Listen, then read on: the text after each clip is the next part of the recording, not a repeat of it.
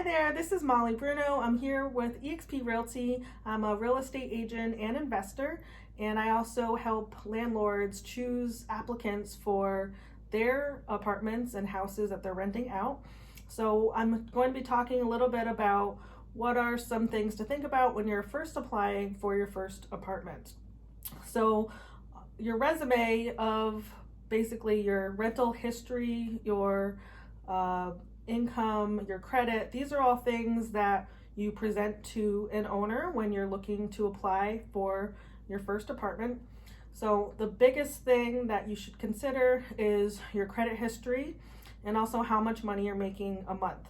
So depending on how much money you make, you want to divide that by 3, and that should be the maximum amount of money that you should consider for your rent, your monthly rent. So say you make $3,000 a month, divided by 3, that's $1,000 a month for your rent.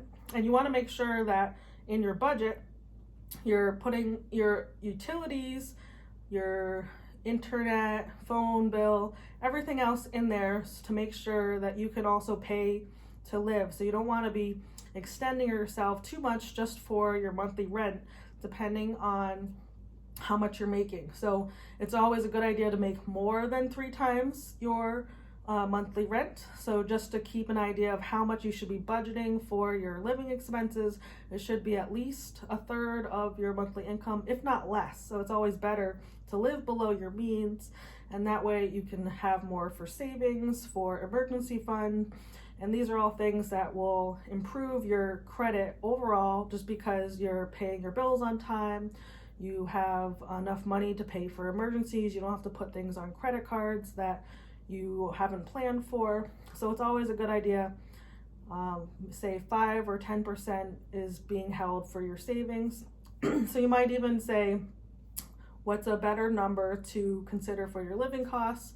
Maybe it's 1/4 of your income, and maybe you find a roommate that can share a rent, so that way the month-to-month amount that you're paying out for your rent becomes less. So depending on what you're looking for your first apartment, it might be a roommate situation, it might be living alone in a 1-bedroom. So you want to make sure that you are financially prepared to be shelling out that amount of money to your landlord every month. Because your rent might be due, and if you are more than 10 days late on your rent, then there are rent late fees that start to apply. So just like everything else, you want to make sure you're paying your rent early or on time, and that can also help your credit history. So one way that you can build your credit as well is just by checking it out. Make sure you know what your credit is. Some people are afraid of knowing their credit score. I like to just be able to view it. Even if you're using a free app like Credit Karma, you don't necessarily have to use that number as gospel, but it's a good guide to see how things are affected. So over time, when you're paying bills, you can see how the credit might rise or fall. If you have a big amount on a credit card, it might go down a couple points, and when you pay that off, it might go up. So it's just a great way to understand how credit is fluid and how, as things are reported, your credit history can change.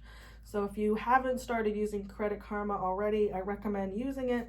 Check it out, see where you can improve. They give you lots of great tips inside of that.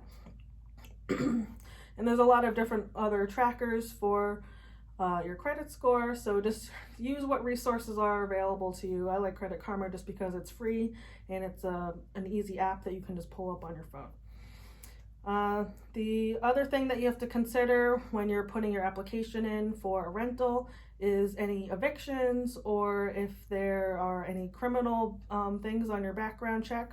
So just be aware of what you're presenting to the owner or the landlord of the property. You want to be completely upfront right away, no surprises. If there is something that you want to tell them that's going to show up on a credit or a background check, it's always better to be honest upfront, so that way they know what they're going to see and it's not going to be a surprise and might count against you.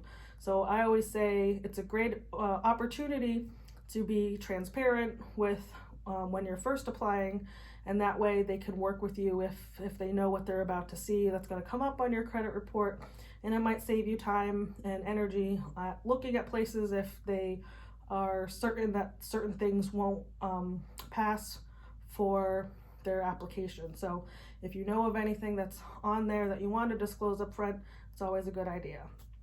So there's always a lot of choices when you're looking for an apartment, location, the cleanliness of the apartment, how updated it is. So I recommend looking for at least 3 places, because you don't want to find the first thing you see. And I say this when you're buying a house too. You want to be able to compare and contrast. You can look at a place, think it's great, but then look at another place, think that one's even better, and then the third one's even better. So I always say just take a look at least 3, make appointments, go out and check things out, and that way you can have a feel for what else is available out there. There might be stark differences in the quality of the apartment, the size, the heat, and how the place has been taken care of. So you just want to be aware of what you're looking at when you're going out to see an apartment. So thanks so much for speaking with me today. Thanks so much for joining me today. I hope that these tips will help you finding your first apartment. So good luck out there and have a great day.